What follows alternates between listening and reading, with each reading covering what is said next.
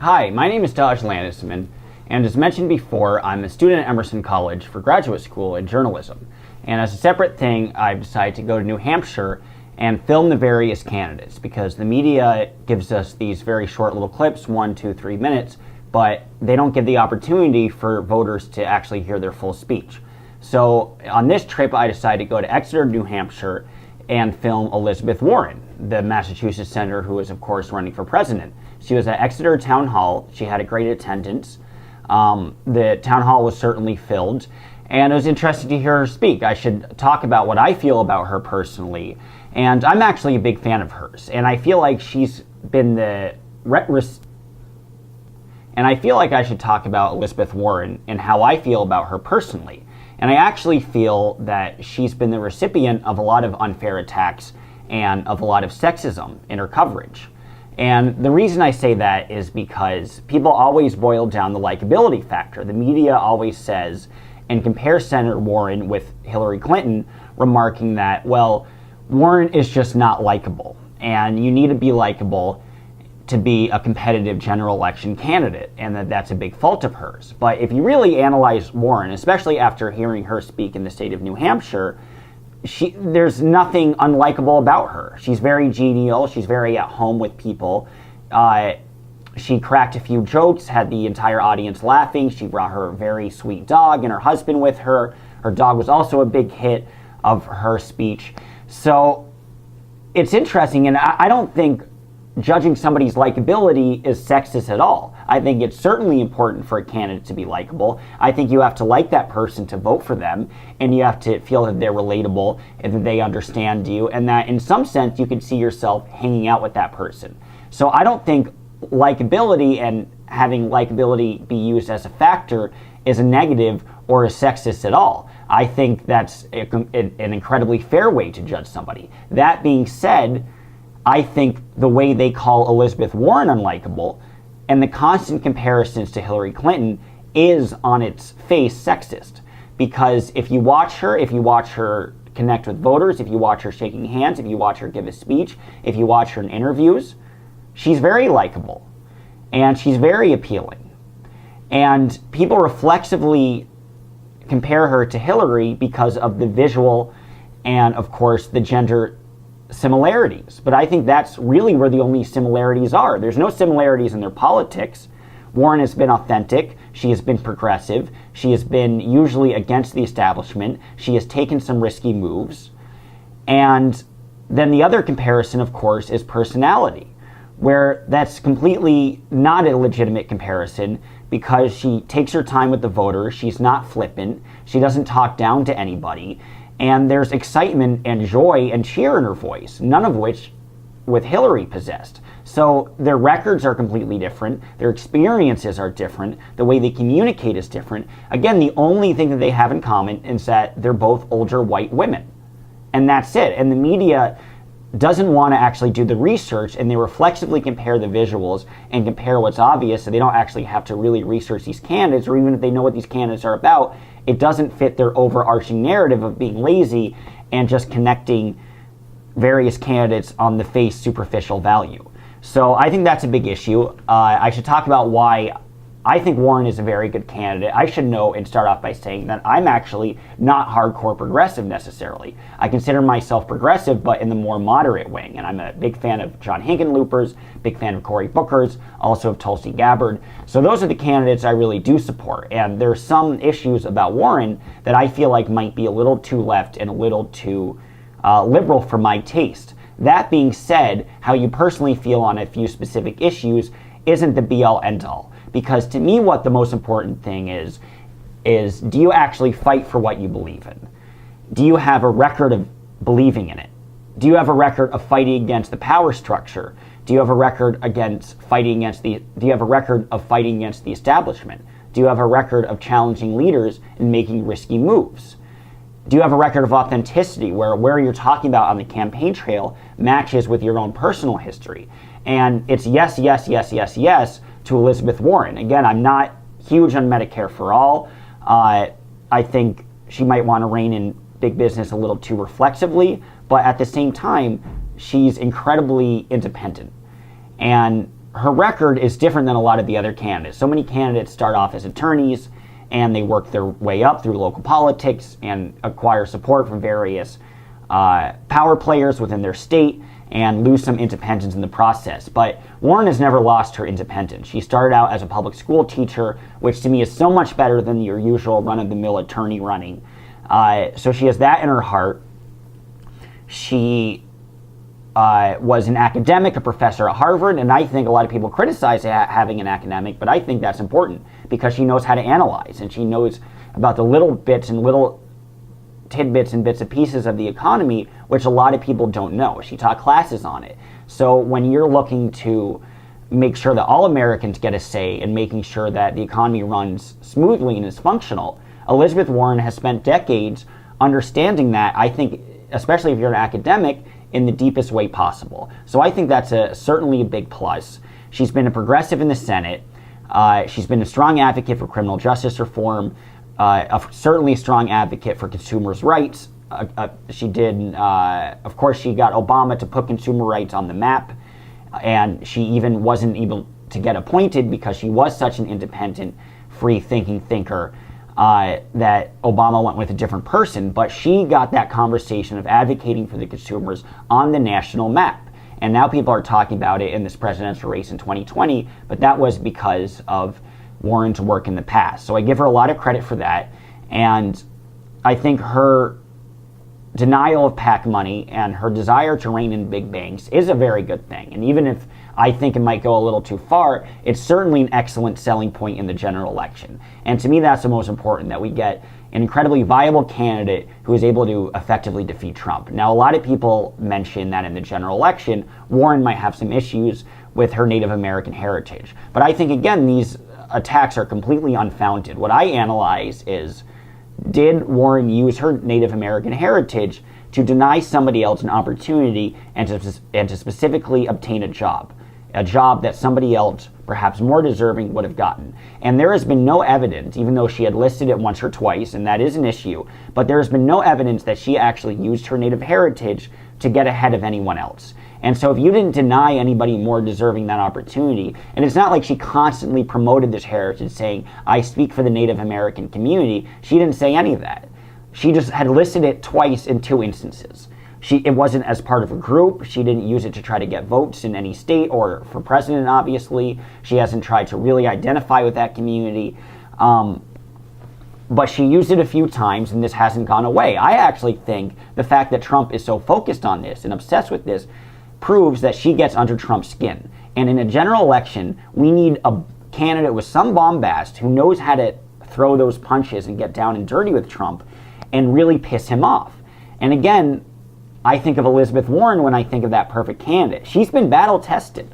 She's still maintaining good numbers in the polls despite this media attack of the sexism, of the lack of likability, of the Native American heritage debacle. She is still pretty consistent. She's above Kamala. She's above Cory Booker. She's above Klobuchar. She's above a lot of those top-tier candidates. And it's because people have looked at her record for over 40 years, from advocating to teaching children, for advocating for consumers' rights, for not being part of the hack establishment machine before she was elected senator, so she doesn't have all of those local favors owed to local political bosses. She's that independent figure who got something on the map nationally and was elected because of that.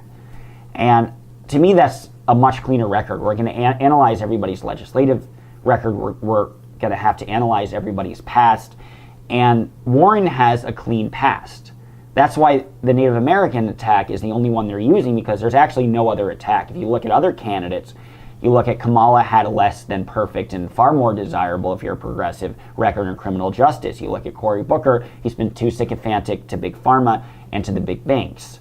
You look at Joe Biden and his contribution to the crime bill in 1994 and his grilling of Anita Hill and not being necessarily the most progressive person when he should have been a leader on women's rights. You look at you look at Kirsten Gillibrand and her votes that were anti-immigration, the driver's license debate in New York, and her pro-gun votes. And a lot of these people have issues where they're going to get scrutinized and lose a lot of support, especially from hardcore progressives, but also from independent people just wanting, this might be an oxymoron, but just wanting an honest politician. And because Warren spent so many years not as a politician, she's the ultimate honest politician. And I think she's not in my top 5 yet because I am a little more moderate leaning, but I really do like her. And I like that she didn't stray from the questions and she was direct in her responses. What you see is what you get, what you ask her, she'll tell you the truth. She talked about her support for Medicare for All, for the new Green Deal, for reining in big banks, for being more progressive in immigration, respecting our neighbors. And of course, if you're looking for the progressive checklist, she fills out every time. But I need to wrap up by saying if you also look for the electability checklist, even though the media is telling you not to think that way, she is actually one of the best candidates because she is likable, she's fun, you see her with her dog, she's having a great time, and there's something very human, very relaxed about her. And she's a fighter, and she has guts, and she has the bombast. So it also makes her a good candidate against Trump. And then as I mentioned before, she's independent, she was a teacher, she wasn't a lawyer. She didn't work her way up, sucking up to the right people in local politics. She became a senator by putting in a significant issue on the national map. And she's been tested and has those battle scars. And she's earned that respect. She's earned my respect. Because I kept an open mind about her, but I think she's addressed the Native issue effectively. The media won't shut up because I think they're afraid of her, and she's one of those more fiercely independent candidates that won't back down. And I think you should consider supporting her, and I certainly am. Thank you. We can do those 3 things. Now, I stand here tonight out of gratitude. Never in a million years did I think I'd be on a stage like this doing what I'm doing. But here's the deal. My daddy, he ended up as a janitor. His little girl got a chance to be a public school teacher, to be a college professor, to be a United States senator, and to be a candidate for president of the United States.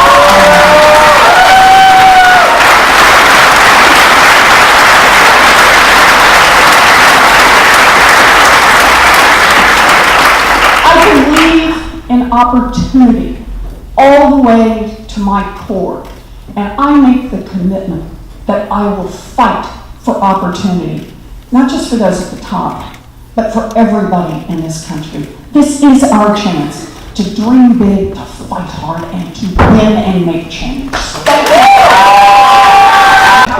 That wasn't my comment. I'm in the fight. Tell me your name. Laura. Hi, Laura. I actually kind of cheated. I came up here from Massachusetts. That's okay. It is not cheating. I was in the spirit of the moment. So did I. Right, okay. I work in the mental health field. I'm a proud social worker. And one of the hardest things I think about my job is just seeing how much the mental health system fails. Yes. All healthcare is unequal by how much people make, but I feel like the mental health system, the disparities are seen even more. And I'm just curious, with Medicare for All, how that could improve mental health care. Good. Okay, it's a great question, Laura. Let's just start whenever we talk about healthcare with a statement of our values. And that is, healthcare is a basic human right, and we fight for basic human rights.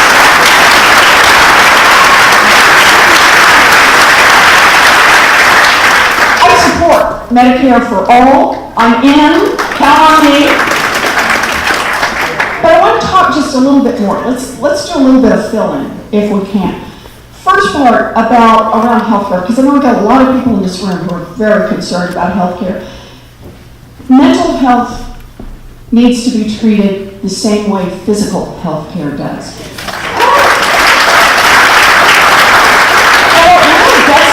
That actually is the law.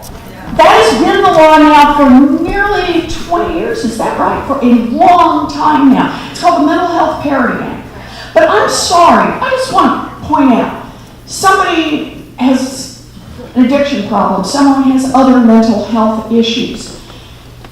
A health insurance company will say, 4 treatments, you're done. 8 treatments, and this is if you have insurance. 8 treatments, you're done. They don't say that for a broken leg. You know, we'll see you in 3 months. They don't say that for cancer. 4 treatments, and I'm sorry, I hope it worked. But if it didn't, you're on your own now. We need mental health parity that is real.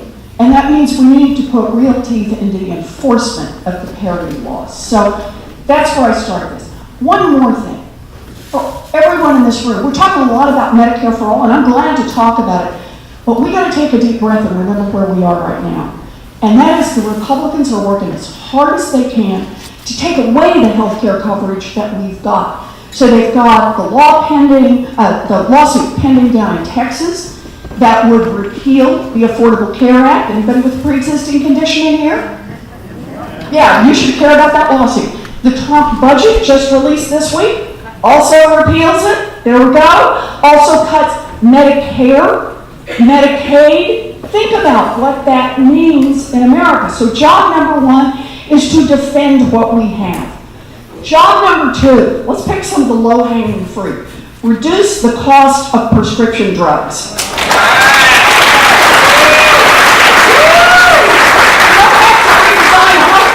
To make that part happen. There are three quick ways we could do it. One is we could simply have Medicare negotiate drug prices. That would get us in a good place. That would start.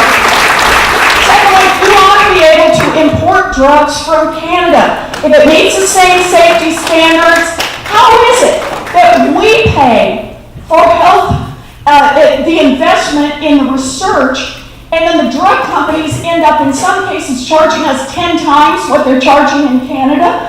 We need to be able to import drugs as long as the safety standards are met. That would bring down some prices. And one more, and I'll just mention briefly, I have a big proposal around generic drugs. We all remember how it was supposed to work, 6 years under patent, and then it was all going to turn loose and the drugs would get really cheap. Let me just tell you, generics could fill 90% of all prescriptions. The problem is, about 40% of generic drugs right now have either 0 or 1 manufacturer. That means it's not happening. The drug companies have figured out how to game the system, keep the generics out of your reach, and as a result, keep their profits up. So I got a proposal that says when that happens, the government can just do a cost-plus contract and make generic drugs available to anybody, basically at cost-plus. Big difference. Anybody in here know someone with diabetes? That's insulin that we're talking about. EpiPens, high blood pressure medicine, high cholesterol medicine, pain medicine. All of this, we could bring down those costs. And then we'll get to the third part, and that is Medicare for all. What we're looking for in Medicare for all is everybody gets covered with high quality care at the lowest possible cost. It's not a hard concept. What's the runway going to look like to get us there? And there are a lot of different proposals on the table. So for example, one of the proposals is we start bringing down the age for Medicare coverage. So it goes from 65 to 60 to 55, and you just keep bringing it down. Helps a lot of folks, especially who need the coverage. One way to do it. Second way to do it is you start at the other end. You cover everybody 0 to 30 with Medicare because they're actually fairly cheap to cover, right? Because mostly they're healthy and that works pretty well. Others say, another way we could do this is let employers buy in. So they say they don't want to mess around in the private insurance market, that's fine. Just get Medicare coverage for all of your employees. Another one is to let employees be able to buy in. But the point is, get us there. Get us to the point where everybody has coverage that is as good as Medicare or better. We are aiming, in some cases, for better than the Medicare coverage now. Get us there. Everybody gets covered at the lowest possible price. So, that's the idea behind all of it.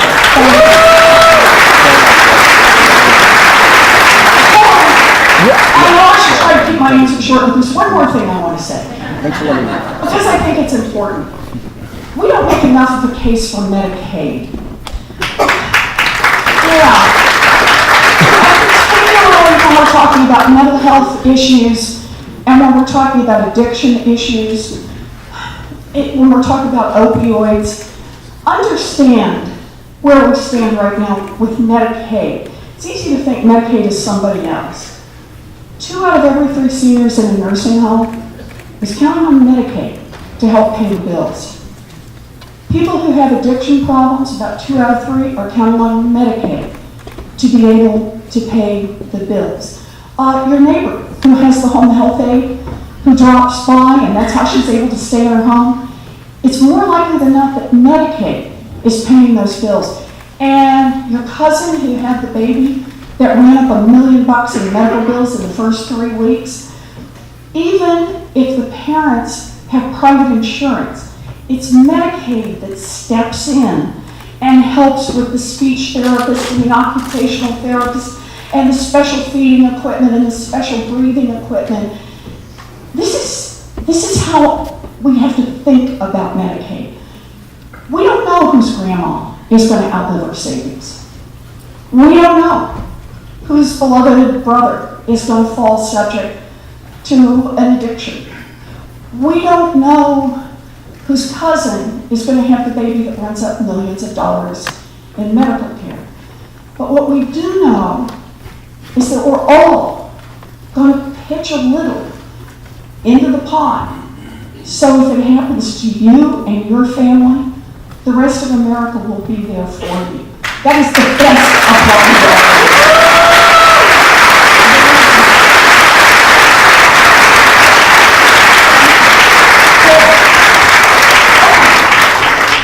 Hi.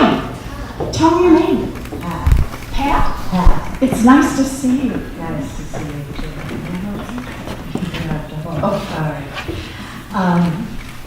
For the past few years, we have been hearing about the rich have this and the corporations have that, and the middle income and the low income people, you know, are squeezed out of their share of the pie. Mm-hmm. So we've talked about it, we've talked about some solutions, but I don't see anything changing. yes. So what would you suggest? We have a Republican Party that is devoted to Trump, and we have Senator Mitch McConnell, who will how do you get these old guys to retire? They're not retired. Okay, it's a great question, and the answer is vote for me.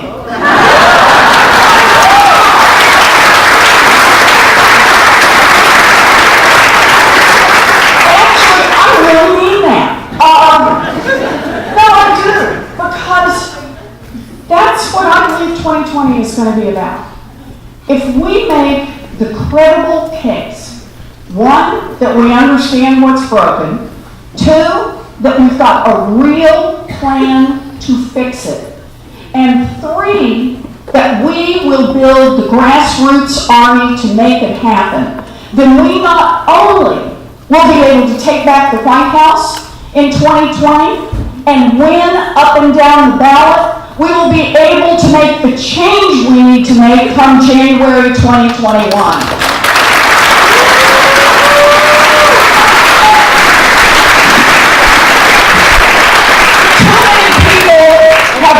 Empty promises, because everybody wants to stand up for working people, and then they go to Washington and somehow they keep standing up for the drug companies, for the giant banks, for the payday lenders, for the oil companies. Well, all I can say is not me. That is not why I'm in this fight. I am in this fight for hardworking people that got my shoulder to stick to right now. So thank you. That's why I'm here. All right. Okay. Senator, I wouldn't be doing my job if I didn't just share with you Yes. that it's the people in this room. Yes. We have not had a Democratic state senator from this district for a very long time. But Get to work. it's the people in this room that sent me to Concord that allowed us to pass a bill out of the state senate that's going to help us to get reduced cost drugs into the hands of people. And allow the insurance commissioner to ensure that mental health parity is being enforced. Yeah. These are critical issues. And thank you. You realize he's a 15 on a scale of 1 to 10. Okay. Elizabeth, thank you very much for running. We Oh, thank appreciate you. it. That's a secret.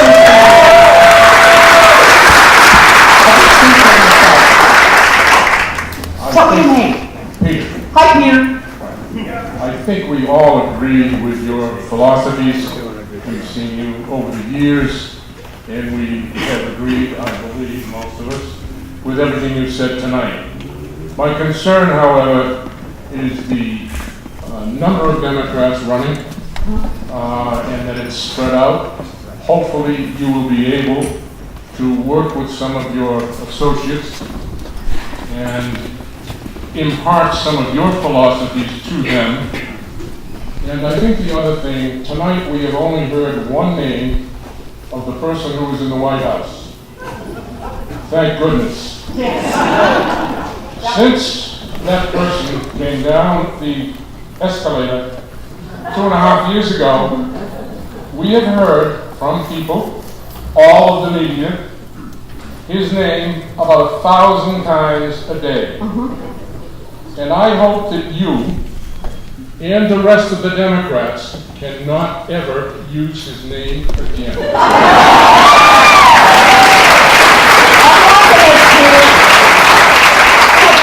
He has used his platform, even with negatives, to get elected.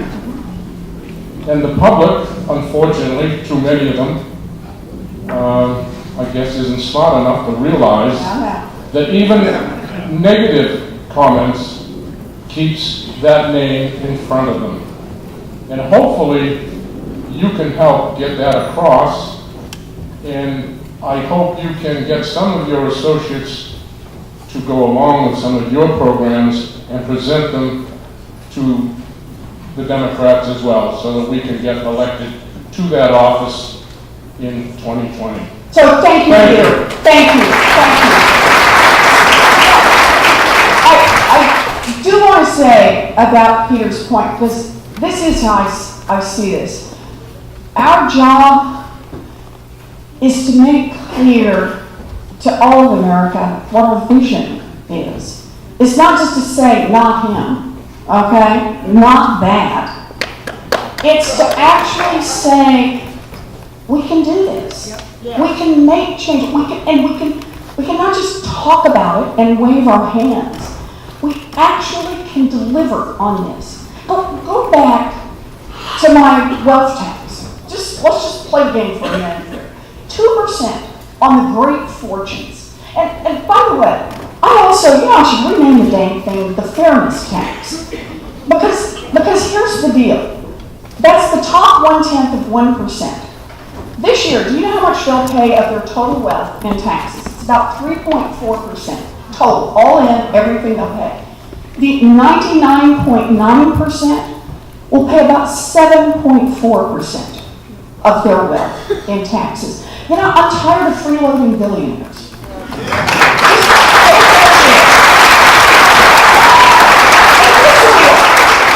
You built a great fortune. You got out, you had some great idea, you worked hard and it built this. Good for you. Yay!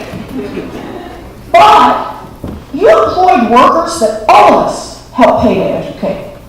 You used roads and bridges that all of us help pay to build.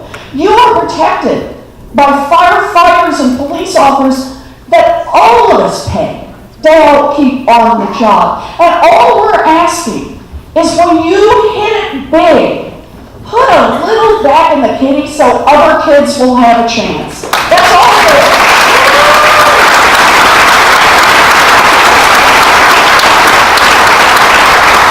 Now, the reason I talk about this in response to Peter's question is this. When I talk about the wealth tax, Democrats love it. Independents love it.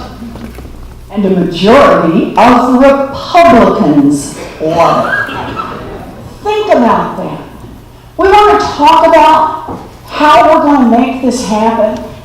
It's our vision of just what's fair. It's our vision of who we want to be as a people who invest in our kids, in our future, and not just just the kids born into privilege, but to all of our kids. We get out there, we make that case, we fight hard, we win. That's how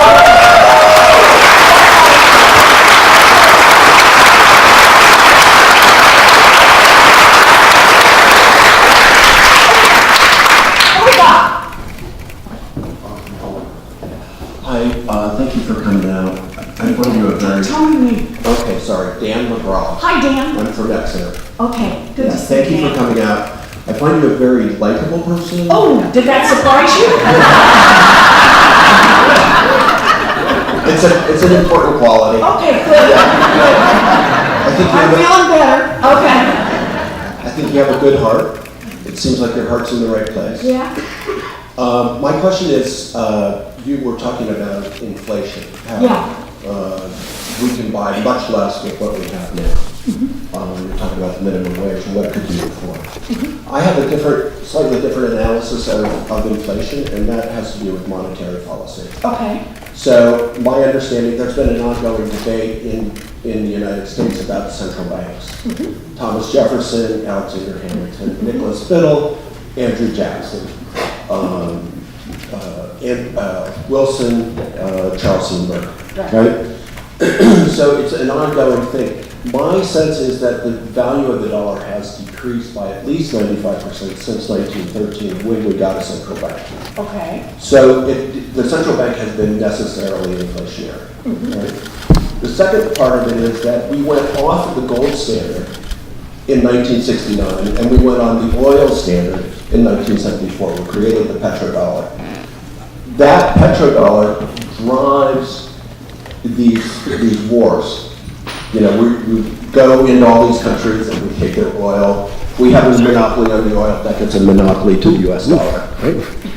Which is printed by the Federal Reserve, which is privately owned by banks that aren't even from the United States, right? The banks that own the Federal Reserve are from Europe, some of them. Okay. So what's your analysis of monetary policy and how would you address monetary policy to create a sound currency that would give real value to the dollar? So I gotta say, I'm not sure we're in the same boat on this one. Remember that inflation, some inflation built into the system, for example, helps debtors over time. And that a dollar that is pegged to a gold standard keeps us from being able to put, for example, money in during recessions. And I'm Keynesian on this. I actually believe we should be spending money in recessions. We should be printing money in recessions. Now, what I don't believe is where we've ended up over the last, 20 years? And that is to engage in 2 wars and basically decide to just put them on the credit card for our grandchildren to pay for. That was wrong. To decide to change Medicare, and I'm all in favor of expanding prescription drug benefits, but I'm all in favor of doing it when you pay for it, and not leave it to our grandchildren to do that. And then to turn around now in the Trump administration and give away $1.5 trillion, basically to billionaires, millionaires, and giant corporations.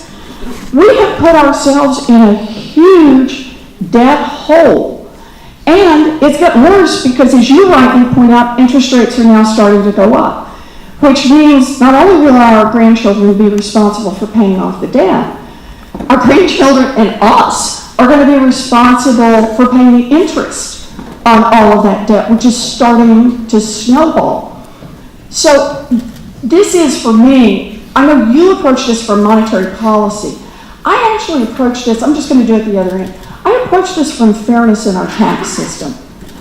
When billionaires, as Warren Buffett said, when he's paying a lower tax rate than his secretary, something is broken in America. And we have to fix that. We've got to bring the money in on it. That's where I start this. And then the second part, because I want to throw this one in too, because we also need to rethink how we do government accounting. So right now, if we went out and spent, as a country, we said, you know, we need a new building right here in Exeter, and here's why, and we need a federal building for something. And we spent, let's just say, we spent $10 million to build that building. If we were a private corporation, we say, okay, you used to have $10 million of cash, now you have a building worth $10 million. Your net worth is still $10 million, right? Plus whatever else you've got. Only in the federal government do you actually buy assets and treat them as if they were current expenses, as if we'd taken that money out and burned it. That makes no sense at all. And what it's done is it's put us into a line of thought that's down the rabbit hole of everything is an expense, rather than looking at the things that are investments. You know, we spend money on roads and bridges, we spend money on a new power grid, we spend money. I'm just going to make one pitch on this. We need to upgrade our infrastructure across this country.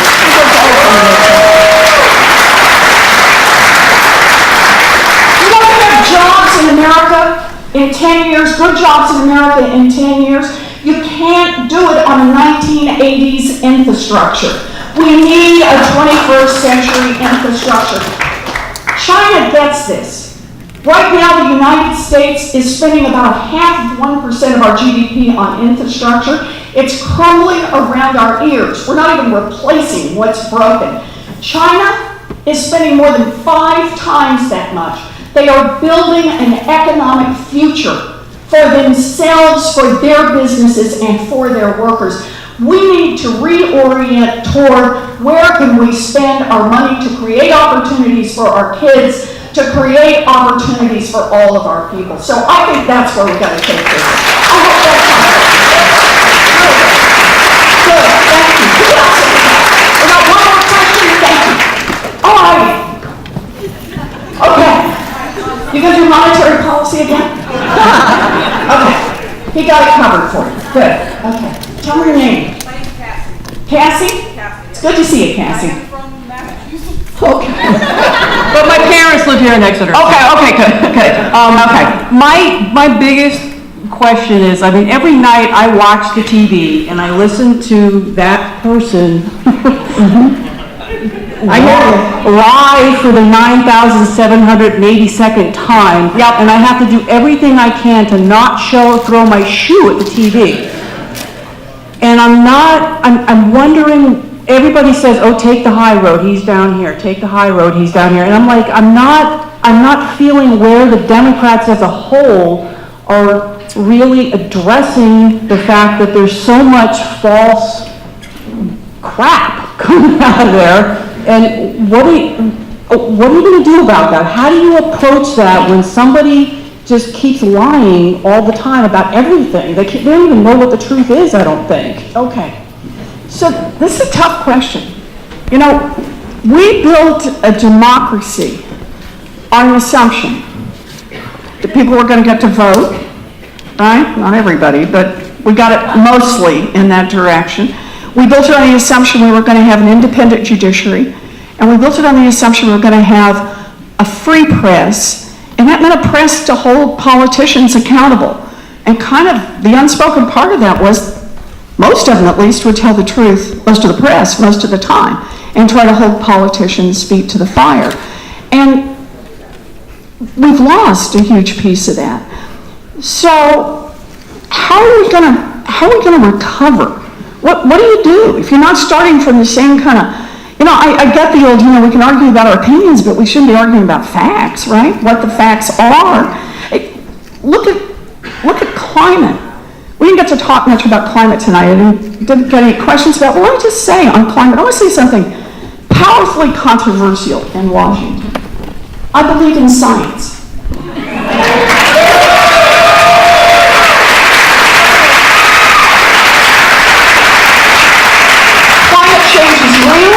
It's man-made. The catastrophe is coming our way. We are running out of runway, and we better start making changes fast. It's just factual.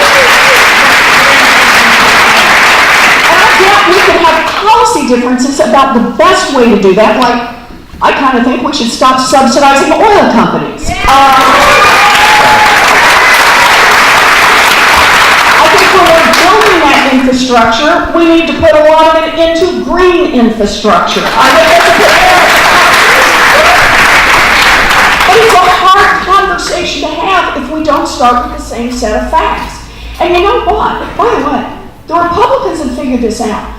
Understand, this business about not telling the truth, it did not start with the he who shall not be named. It didn't. Okay, he may have taken it to an art form.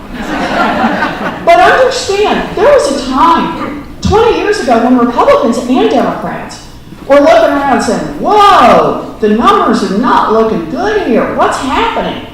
What's happening to CO2 levels? What's happening to heat on our Earth? Starting to look into what's happening in our oceans, right?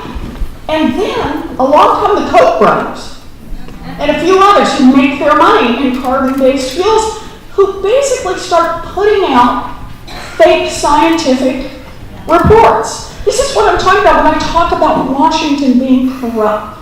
They put out enough reports from bought and paid for experts, hire enough lobbyists to pass those around in all of the Senate offices and congressional offices, hire enough PR firms to get people out, get them all fluffed up and get them out on the news shows to talk, to be the other side of science, and make plenty of contributions to politicians, and all of a sudden, we have a whole political party saying, well, I don't know about that thing. Maybe it is, maybe it isn't. I saw a snowball. It must be that there's no global. What? I'm serious. So that describes the problem. What are we going to do about the problem? That's why I'm here. What we're going to do about it is what we're going to do together. The days when we can count on, 3 news channels and Walter Cronkite saying, that's how it is, they're gone. And they're not coming back. Not in the next few days, not in the next few months. So what do we know about news, about facts, about communication? And the answer is, what works best is face to face, friend to friend, neighbor to neighbor, family to family. It means we got to rebuild this from the grassroots up.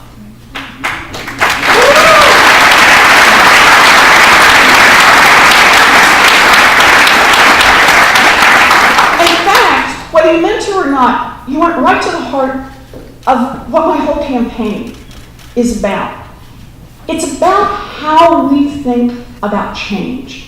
And what it's going to take now, not what it would have taken 20 years ago to make change, which we didn't make, what it's going to take now. And it's why I'm with you. And you in New Hampshire are going to make a big part of this decision. So if you think that the way we're going to be able to pull this off as Democrats is for your presidential candidates to go spend a lot of time behind closed doors with a bunch of millionaires and scoop up a bunch of money and then run a bunch of TV ads, both in the primary and then in the general, and that's going to be the way we're going to win this, understand, we're going to be up against people who not only are able to do the same thing, they're probably able to do it with more money than we can, and they have their own bought and paid for television channel to keep making that happen. We better have another way to make it happen. And that's the specialness of what we can do now, of the opportunity we have at this moment to do this from the ground up. I'm not out doing this with millionaires. I'm spending the time here with you and with people all around this country. And let me just say, I get it. I'm leaving a whole lot of money on the table by doing that. But for me, it's an investment in democracy and in making democracy work. It is an investment in truth. It is an investment in how we build the future. If you believe in that, be part of it. Go to Elizabeth Warren.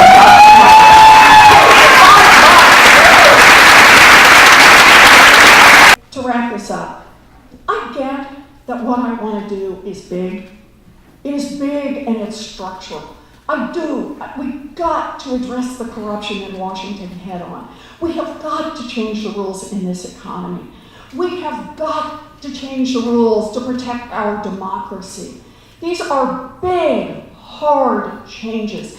But my view on this is you don't get what you don't fight for. And that's why I'm here.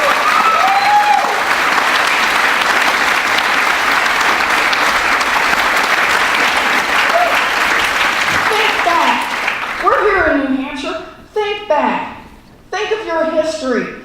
The abolitionists. How many people told them, you know, it's just too hard to make change. Why don't you give up now? The suffragettes. It's just too hard.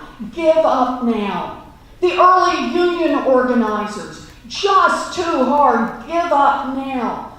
The foot soldiers in the civil rights movement. It's just too hard. Give up now. The early gay rights activists just a few years ago at wanting equal marriage, what were they told? Just too hard. Give up now. But they didn't. They organized. They built a movement, and they changed the course of history in